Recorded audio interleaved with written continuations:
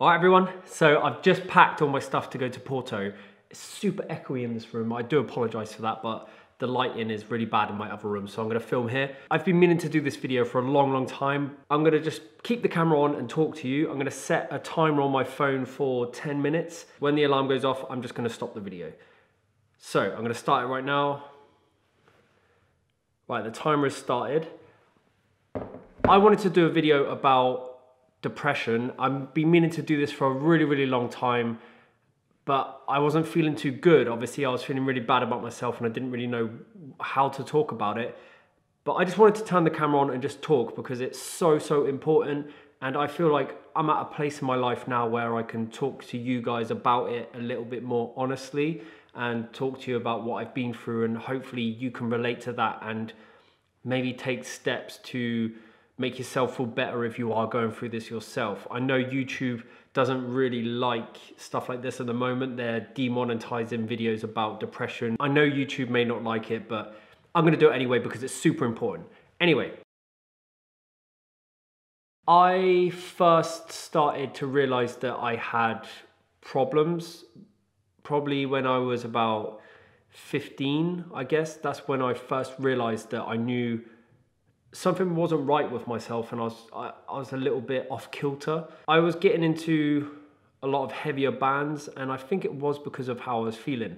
I come from a family that are working class. I had many brothers and sisters. I got like 7 brothers and sisters. I got 8 now because I've just got a new baby sister on my dad's side. Growing up in that environment was really difficult, and being alternative as well was really hard because in school I had like long hair, used to paint my nails black, and used to wear eyeliner and really baggy trousers, used to skateboard, wear my Slipknot t-shirts, you know, like it's difficult to grow up in that environment because the town where I'm from is in South England. The people in that area aren't typically alternative. There wasn't many people. I had like 5 friends maybe that were alternative, and they really helped me through it, but I always thought like it never really affected me. I always thought like my life was really well set out and I could make anything out of it that I wanted to. Looking back on it now, my parents splitting up really did affect me in a massive way, really big way. Me bottling that up developed throughout my life. Being 30 now, I know that made my life change in a huge way. I'm trying to find a good way to talk about it, but it's quite hard because I've never really spoken about it out loud. My parents splitting up affected me in a huge way.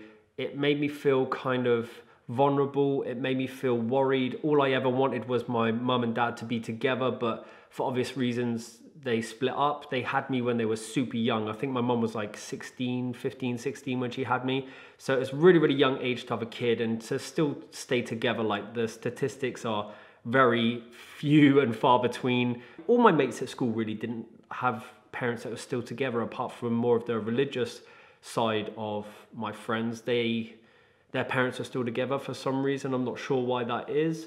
In south of England, I don't really know many people that, any of my mates where their parents are still together really. It's a very hard thing to go through as a kid. You don't really understand what's going on, and going to my dad's at the weekends and staying at my mum's during the week is really difficult as well, because at my mum's house, we had, you know, my 7 brothers and sisters, and I had a stepdad and my mum, and then on my dad's side, it was just him, you know, like we could go to the cinema, he would buy me loads of stuff, and that was amazing. And I definitely felt like there was a huge gap between my mum's side and my dad's side. Like it was very different. I felt like a single child at my dad's, but at my mum's, I felt more of like I had to do stuff, you know, I had to help bring up the kids because they were all super young. I had to change nappies and always be around babies basically and do all that dirty work, which I love too. So I was always torn, you know, like I was just these 2 different people, and I felt like that through my whole entire life. I felt like I've just been torn from one place to another place, and I'm either super relaxed and laid back, or I'm just going crazy and my mind is just going 1,000 miles an hour and I feel like I'm going crazy. That was one of the reasons that made me feel really depressed and really upset, because I was just all over the place and I didn't really know where I was going with my life, and I didn't want to end up being on benefits. I didn't want to end up being like a teenage dad that might ruin things, and that's one of the reasons why I don't want kids as well. Like I just don't want to be in that situation. I don't feel comfortable with it. It doesn't make me happy. Another thing that really drove me into like a really deep, dark place was relationships. I'm smiling because I've never spoken about this to hardly anyone, and this is really, really personal. Previous relationships have really driven me into a dark place. You know, when you think everything's right, you know, you think that everything's going well, you think that everything's just fine and dandy, but you get this huge hammer of realization straight to your face, and it just drives you insane. It makes you feel like you're worthless, like you've done everything wrong. You just constantly analyze that. I was blaming myself. I was just constantly analyzing myself. And what happened was, I was a skateboarder. I was into street clothing and into graffiti, into a lot of hip hop and metal, and that's all I was into. And then once that person left, I just went into this really dark place of just wearing black, slicking my hair back. I wanted to look as aggressive as possible because I wanted to push people away. I seeked out the most offensive and dark music because I wanted people to just stay away from me. I wanted you to all stay back. That's why I started this YouTube channel. So I hope that shines a little bit of light on that. I was sick of being that person, and that's why I've changed so much. I was sick of being angry. I was sick of being aggressive and sick of having this black and white imagery all over the place. I don't want to be that person anymore. I want to be positive. I want to be happy.